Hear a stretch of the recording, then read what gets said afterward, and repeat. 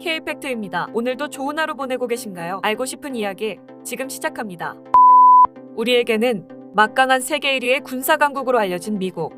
미국의 한 여기자가 해병대 대장에게 질문을 던졌습니다. 미 해병대는 왜 여군을 뽑지 않나요? 성차별 아닌가요? 미군 해병대장은 정확한 대답을 우리에게 들려주었습니다. 우리는 남군을 뽑는 게 아니라 해병을 뽑습니다. 자격에 부합하면 여자든 남자든 똑같이 받습니다. 치안조무사, 오토케 여경, 여러분은 혹시 들어본 적 있으신가요?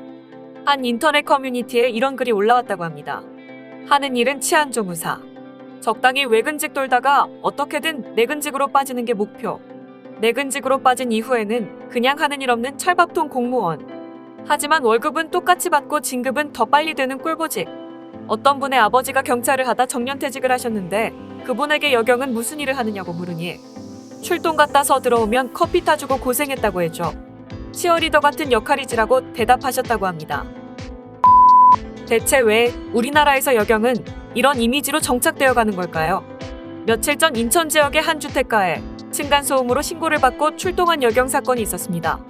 남녀각 1인씩 출동한 현장에서 남경은 분쟁 당사자들을 분리 조사하기 위해 1층에 분쟁 당사자들과 있었고 여경은 부인과 딸의 이야기를 듣느라 거주지인 3층에 있었다고 하는데요.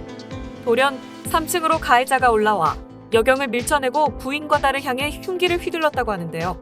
보통의 경찰이라면 가해자와 대체 혹은 가해자를 제압해야 하는 게 맞는 경우지만 당시 현장에 있던 여경은 피해자와 가해자를 내버려둔 채 허겁지겁 1층 계단으로 도망치듯 내려갔다고 합니다. 표면적인 이유로는 지원 요청을 위해 1층으로 내려갔다고는 하지만 눈앞에서 피해자가 발생하고 흉기를 든 범인이 있는데 지원 요청이라니 어떻게 받아들여야 할까요? 피해자는 식물인간이 될 정도로 상태가 심각하다고 합니다. 또한 당시 여경은 가해자에게 소지하고 있던 테이저건도 빼앗겼다는 이야기가 있었으나 경찰 측은 허위사실이라고 반박했다고도 합니다. 또 피해자 남편이 범인에게 달려들어 칼자루를 빼앗고 범인을 기절시키며 상황이 종료되었는데요. 경찰은 피해자 가족 및 친척에게 만약 사건을 공론화시키면 칼자루가 범인 것이 아니라 남편이 가져온 것으로 만들 수 있다며 남편을 수차례 협박하고 또 그렇게 되면 범인이 풀려날 수 있다며 지속적으로 사건 무마를 위해 가족들을 협박했다고 하는데요. 이에 피해자 가족은 연일 보도 중인 층간소음 살인 미수 사건, 경찰 대응 문제로 인천 논현경찰서를 고발합니다.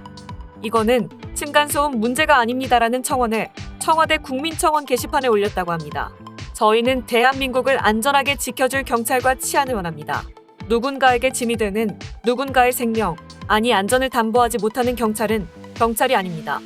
이번 사건을 계기로 대한민국 경찰이 쇄신하는 모습을 국민에게 보여주기를 기대합니다. 지금까지 K팩트가 전해드렸습니다. 구독과 좋아요는 영상 제작에 큰 힘이 됩니다. 오늘도 좋은 하루 보내시기 바랍니다. 감사합니다.